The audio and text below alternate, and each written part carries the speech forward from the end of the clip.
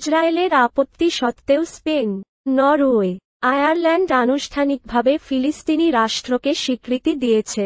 ক্ষুব্ধ Spain, Ireland এবং Norway আনুষ্ঠানিকভাবে ফিলিস্তিনি রাষ্ট্রকে স্বীকৃতি দিয়েছে। গত সপ্তাহে 3টি দেশের সরকার ফিলিস্তিনকে একটি রাষ্ট্র হিসাবে আনুষ্ঠানিকভাবে স্বীকৃতি দেওয়ার প্রতিশ্রুতি দিয়েছে। ইসরায়েল দেশগুলি থেকে তাদের রাষ্ট্রদূতদের প্রত্যাহার করতে প্ররোচিত করেছে। ইসরায়েলও 3টি ইউরোপীয় দেশের বিরুদ্ধে সন্ত্রাসবাদকে উৎসাহিত করার অভিযোগ এনেছে। 3টি সরকার বলেছে যে তারা আশা করছে একসাথে কাজ করে তারা অন্যান্য ইউরোপীয় দেশগুলিকে অনুসরণ করতে উৎসাহিত করবে। তাদের মতে, এই অঞ্চলে শান্তি নিশ্চিত করা, গাজায় যুদ্ধবিরতি নিশ্চিত করা এবং হামাসের হাতে জিম্মিদের মুক্তি নিশ্চিত করাই এর উদ্দেশ্য।